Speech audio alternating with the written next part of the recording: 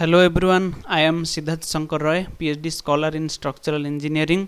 Welcome to my YouTube channel Exploring Civil, जिसमें हम civil engineering के बेसिक कॉन्सेप्ट के ऊपर डिस्कशन करते हैं, फिर उसको स्टेप बाय स्टेप आगे लेके जाते हैं, कुछ एग्जांपल्स प्रैक्टिस करते हैं, जिससे हमारा जो भी कन्फ्यूजन है वो दूर हो जाए। सिर्फ सिविल इंजीनियरिंग की नहीं, मैकेनिकल इंजीनियरिंग के लिए, मैकेनिक्स जो पढ़ते हैं उनके लिए बेसिक कॉन्सेप्ट्स में वीडियो उस पर बनाता रहता हूँ हमेशा।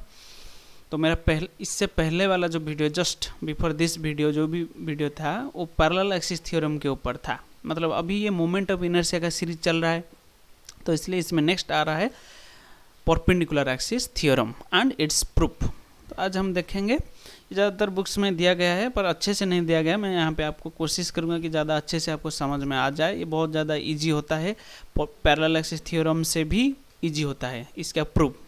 ठीक है, चलिए शुरू करते हैं। तो पहले स्टेटमेंट देख लेते हैं। ये थोड़ा बड़ा लग सकता है पर ये असल में इजी है आपका पैरेलल एक्सिस थ्योरम से। ठीक है, ये परपेंडिकुलर एक्सिस थ्योरम जो है ना, ये इजी है। तो चलिए जान लेते हैं। The moment of inertia of a plane lamina about an axis perpendicular to its plane equal to the sum of the moment of inertia of the lamina about any two mutually perpendicular axes in its plane। यहाँ तक समझ लीजिए। यहाँ तक ये क्या बोल रहा है कि अगर हमें मोमेंट ऑफ इनर्शिया किसी एक एक्सिस में चाहिए जो कि परपेंडिकुलर है एक लैमिना को। लैमिना मतलब any 2D figure, we can say it is a lamina, plane lamina. Okay, आप लैमिनेशन करते होंगे, सर्टिफिकेट या फिर फोटो हो गया, उसका जो थिकनेस है कितना है, बहुत नेग्लिजिबल है, इसीलिए उसे 2 डायमेंशनल बोला जाता है। So 2 dimensional figure is also known as lamina. तो चलिए, अगर एक एक्सिस है जो कि परपेंडिकुलर है जो लैमिना का जो प्लेन है उसको, ठीक है, और दो एक्सिस है जो कि लैमिना के ऊपर है, मतलब लैमिना के जो प्लेन है उसके ऊपर है। समझ रहे हो ना? जो हमें परपेंडिकुलर एक्सिस थ्योरम जो बोल रहा है वो ये बोल रहा है कि जो भी एक्सिस परपेंडिकुलर होता है उसके बारे में, और क्या बोलता है किसके बारे में, 2 mutually perpendicular axis in its plane, मतलब लैमिना के प्लेन में जो भी 2 mutually perpendicular axis, mutually perpendicular मतलब एक दूसरे को 90 डिग्री में होंगे एंगल में। ठीक है, अब डायग्राम देखोगे तो ज़्यादा अच्छे से समझ जाओगे। फिर एंड ये जो डार्क किया हुआ है मैंने ये पर्सन, ये सबसे ज़्यादा इंपॉर्टेंट है। बहुत ज़्यादा मैंने देखा है कहीं पे इसके बारे में डिस्कशन नहीं किया गया है, बस यहीं तक ही ख़त्म कर देते हैं। मतलब दो भी म्यूचुअली परपेंडिकुलर एक्सिस होते हैं, उनके एडिशन जो होता है वही आपका परपेंडिकुलर एक्सिस का मोमेंट ऑफ इनर्शिया होता है, वही स्टेटमेंट होता है। नहीं, क्यों नहीं होता? क्योंकि आप हर परपेंडिकुलर एक्सिस को नहीं ले सकते। इसके लिए कंडीशन क्या है? सो यहाँ पे देखिए, and intersecting each other at the point where the perpendicular axis passes through it। मतलब जहाँ पे भी perpendicular axis जा रहा है, ये जो दोनों है ना इन प्लेन एक्सिस, जो प्लेन के ऊपर जो दोनों म्यूचुअली परपेंडिकुलर एक्सिस थे वो भी उसी पॉइंट के थ्रू पास करने चाहिए। मतलब condition is that each of the axis, 3 mutual perpendicular axis are here, they must pass through a single point over the lamina. समझ रहे हो ना? दोनों हो गए mutually perpendicular but in plane, मतलब प्लेन के ऊपर। तीसरा जो है वो परपेंडिकुलर होगा प्लेन को, पर वो तीनों एक ही पॉइंट में पास करने चाहिए, नहीं होगा नहीं तो। ठीक है, चलिए डायग्राम देख लेते हैं। ये जो डेफिनेशन है इसको आप याद कर लेना। अभी थोड़ा याद नहीं रह सकता, पर धीरे धीरे जब भी आप आगे ये प्रॉब्लम करोगे या फिर इससे एक्वेंटेड हो जाओगे तो ये अच्छी तरह से आपके समझ में आ जाएगा। तो चलिए डायग्राम देख लेते हैं। ये हो गया एक डायग्राम। ये एक आर्बिट्ररी एरिया है, मैंने लिया है लैमिना का, ठीक है, जिसका थिकनेस बहुत ही नेग्लिजिबल है। ठीक है, ये देखिए इन प्लेन जो मैं बोल रहा था, 2 एक्सिस है, इन प्लेन है, ये एक्स वाई हो गए। ठीक है, इनके बीच में 90 डिग्री एंगल है, ये एक्स हो गया। ये जो डॉटेड लाइन से this 2 are in plane axis mutually perpendicular to each other and the Z axis is the perpendicular axis, but condition is that these 3 must be pass through a single point. यहाँ पे एक ही point में जा रहे हैं ना। यहाँ पे देखिए, अगर मैं बोलूँ कि नहीं, मैं ये जो जेड एक्सिस है इसको यहाँ से लूँगा, इस पॉइंट से ऐसे, तो ये परपेंडिकुलर एक्सिस थ्योरम के अंडर नहीं आएगा। यही मैं बताना चाहता हूँ आपको इतने देर से। वरना मैं तो सिंपली ये बोल देता कि I x plus I Y is I z, जो भी बहुत सारे बुक्स में आपका मिल जाएगा। तो वो कॉन्सेप्ट नहीं है, आपका कॉन्सेप्ट क्लियर रहना चाहिए। कैसे क्लियर रहेगा?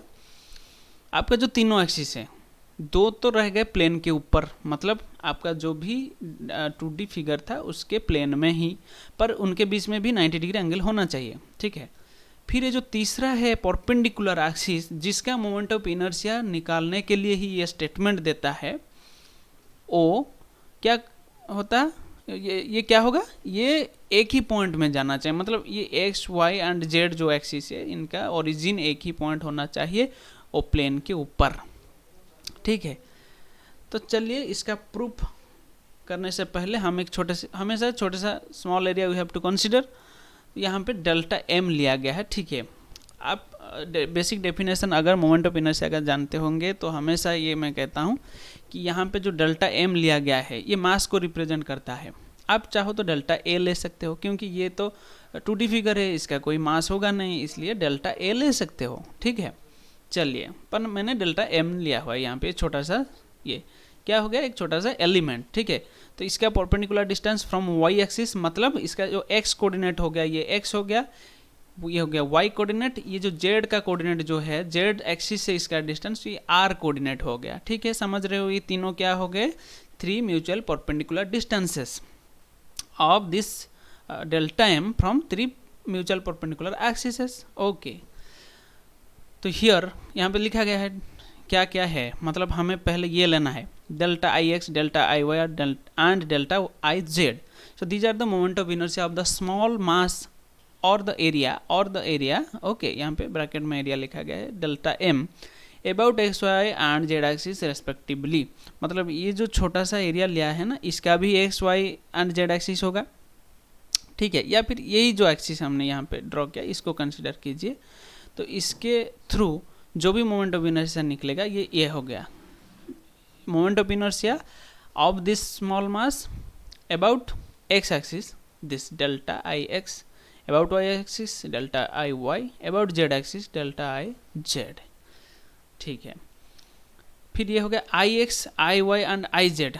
सो ये थोड़ा क्या हुआ है, ये सबस्क्रिप्ट होना चाहिए, ठीक है। I x, I Y and I z are the moment of inertia of the whole figure, मतलब ये जो बड़ा वाला फिगर है ना, ये होल फिगर का एक्स वाई जेड डायरेक्शन में मोमेंट ऑफ इनर्शिया है। ये जो डेल्टा है ये छोटा के लिए, मतलब ये डेल्टा एम जो हमने कंसीडर किया इसके लिए ये तीनों delta I x, delta I y, delta I z. फिर ये बड़ा वाला जो है I x, I y, I z, ये बड़ा फिगर के लिए, मतलब ये जितना भी एरिया हमने कंसीडर किया है उसके लिए, ठीक है। ये समझ में आ गया। अच्छा, ये जो आई एक्स, आई वाई ये लिखा गया है ना, ये सबस्क्रिप्ट है एक्स, तो ये जैसा है आई एक्स ऐसा ही ये नीचे को होना चाहिए, मैंने थोड़ा यहाँ पे गलत कर दिया है, तो आप करेक्शन कर लेना, ठीक है। फिर क्या हो गया, X Y and I R, okay, X Y and R, not I, it is R, are the perpendicular distances from the center of the small mass from each axis। मैंने आपको पहले बताया था कि x, y and r direction, x, y and r distance जो है वो इस छोटा सा एरिया का तीनों एक्सिस के एक्सिस से है, ठीक है। सो y एक्सिस से जो डिस्टेंस है वो क्या होगा x, x एक्सिस से जो डिस्टेंस है वो क्या हो गया y, z एक्सिस से जो डिस्टेंस है वो क्या हो गया r। सो यही यहाँ पे मैंने लिखा है, ओके। बाय डेफिनेशन हमने पहले हमारे जो वीडियो है आप उससे पहले देख लीजिए उसको, कि मोमेंट ऑफ इनर्शिया जो होता है उसका डेफिनेशन क्या होता है, ठीक है। तो by definition moment of inertia हमेशा होता है मास और एरिया, अगर 3D फिगर है तो मास, अगर 2D है तो एरिया, तो मास और area into distance square. So which distance, this distance is the distance of each element from the axis from which you want the moment of inertia, okay। so जहाँ पे आपको moment of inertia चाहिए वहाँ से आपका each particle जो हो गया बॉडी का उसका डिस्टेंस जो है उसका स्क्वायर, यहाँ पे स्क्वायर है, ठीक है। सो md square, this is the moment of inertia. तो उसके हिसाब से यहाँ पे देख लीजिए, ये हो गया आपका डायग्राम, ये पहला वाला ही डायग्राम है। यहाँ पे ये हो गया डेरिवेशन, कैसे देखिए, ये डेल्टा आई एक्स क्या हो जाएगा, आपका पहला क्या हो गया, मास हो गया, तो डेल्टा एम या फिर एरिया जो भी आप कंसीडर कीजिए यहाँ पे, so delta m into the distance square. So मुझे चाहिए एक्स एक्सिस पे, सो डिस्टेंस कितना है मेरा, वाई है, सो वाई का स्क्वायर, तो डेल्टा एम वाई स्क्वायर। वैसे ही आप देख लो डेल्टा आई वाई क्या होगा, डेल्टा एम एक्स स्क्वायर हो जाएगा, क्योंकि इसका डिस्टेंस क्या है यहाँ से वाई एक्सिस से एक्स, वैसे जेड एक्सिस से कितना है आर, सो ये हो गया आई जेड हो गया डेल्टा एम आर स्क्वायर। तो ये जो है ये कहाँ से है, यहाँ से बाय डेफिनेशन ये रहा। ठीक है, अगर आप कंफ्यूज हो रहे हो तो पहला वीडियो जाके देख लो, basics of moment of inertia, ठीक है, जिसमें मैंने बताया है, उसमें हमने डिराइव भी किया है ये कैसे होता है।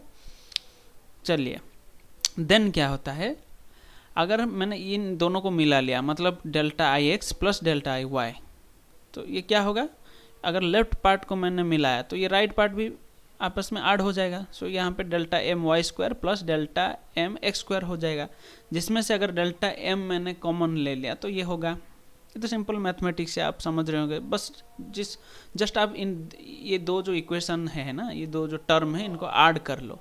सो लेफ्ट साइड के साथ ऐड हो जाएगा, राइट साइड के साथ हो जाएगा। फिर क्या करोगे, यहाँ से आपको डेल्टा एम कॉमन ले लेना है, तो ये हो जाएगा। ठीक है, बट सिंस आप याद कीजिए आपका जो पिथागोरस लॉ जो है, ठीक है, पाइथागोरस ट्रायंगल जो होता है उसमें क्या होता है, X square plus Y square is equal to R square. समझ रहे हो ना, अगर बेस हो गया ट्रायंगल का बी, अगर एच हो गया हाइपोटेन्यूस, फिर हाइट हो गया पी, तो क्या होता है H square is equal to P square plus B square. यही इक्वेशन यहाँ पे, मतलब जो पिथागोरस लॉ जो है वो यहाँ पे लगता है। ठीक है, तो ये जो यहाँ पे देखिए, ये हो गया आपका P, ये हो गया B, ये हो गया हाइपोटेन्यूस H।